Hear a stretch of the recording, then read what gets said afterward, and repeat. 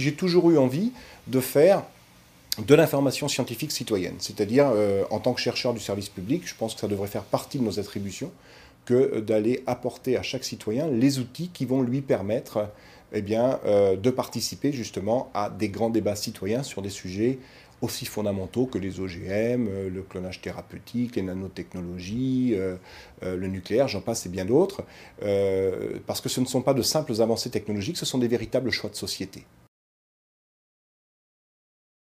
J'ai voulu montrer à l'ensemble des citoyens en quoi l'introduction des OGM dans le milieu agroalimentaire pose des questions nouvelles par rapport à l'utilisation des OGM en espace confiné, que ce soit dans la recherche fondamentale ou dans le domaine médical, pharmaceutique. Tous les OGM qu'on utilise en confiné sont des outils, ce n'est pas une fin en soi, c'est un moyen pour arriver à une fin. C'est-à-dire que nous, les OGM, par exemple en recherche fondamentale, ce sont des éprouvettes biologiques.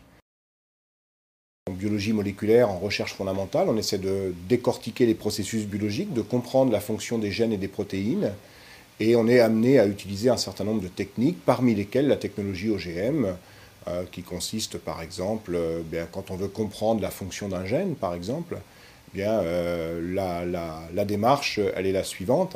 Ça peut paraître brutal, mais c'est la démarche qu'on utilise. Que moi, par exemple, j'y connais rien en mécanique automobile, j'ouvre un capot de bagnole, je vois de la porcelaine blanche, on me dit que ça s'appelle des bougies.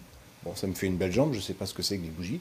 Une méthode pour savoir, c'est de prendre un marteau, de casser les bougies, la bagnole ne démarre plus, on dit tiens, les bougies, c'est impliqué dans l'allumage. En gros, on a la même démarche, c'est-à-dire on a un gène, on ne sait pas à quoi il sert, on voudrait comprendre une fonction du gène, parce que souvent il y a toute une soupe de fonctions derrière un gène.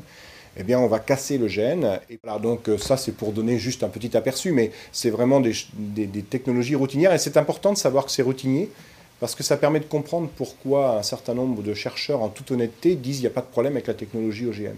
Parce que quand on fait des choses de manière routinière, on a tendance à croire que sous prétexte qu'on maîtrise le geste, on maîtrise les conséquences du geste. C'est pas aussi simple que ça. Quand on fait faire des médicaments, des protéines médicaments par la technologie OGM, c'est par exemple pour l'insuline, pour soigner les diabétiques, on a pris le gène humain qui détient le secret de fabrication de l'insuline, on l'a mis dans des bactéries, et le langage génétique étant universel, ces bactéries prennent leur gène à leur propre compte, le décodent et fabriquent l'insuline humaine, donc à foison dans leurs cellules. Donc ce sont des usines à médicaments. Mais ce que le patient va chercher en pharmacie, ce n'est pas la bactérie OGM dans laquelle on a mis le gène de l'insuline, mais l'insuline elle-même. Donc l'OGM, encore une fois, n'est qu'un outil, une usine à médicaments dans ce cas-là, une éprouvette biologique dans le cas de la recherche fondamentale, ce n'est pas une fin en soi. Dans le domaine agroalimentaire, en revanche, quand on fait un maïs OGM ou un colza, soja ou ce qu'on veut, ce maïs OGM, on va le semer comme un maïs conventionnel. On va le cultiver comme un maïs conventionnel. Donc ce n'est plus un outil, ce n'est plus un moyen pour arriver à une fin, c'est une fin en soi. Alors vous me direz, mais qu'est-ce que ça change? Ça change beaucoup de choses. C'est qu'à partir du moment où l'OGM n'est plus un outil mais une fin en soi, c'est-à-dire à partir du moment où on l'utilise comme un organisme à part entière, on doit être en mesure de répondre à des nouvelles questions, notamment de savoir, est-on oui ou non en mesure de maîtriser les conséquences de la modification génétique sur l'ensemble du métabolisme de l'organisme et ses répercussions dans la chaîne alimentaire, et est-on oui ou non capable de maîtriser les conséquences de la modification génétique sur l'interaction de la plante avec son environnement.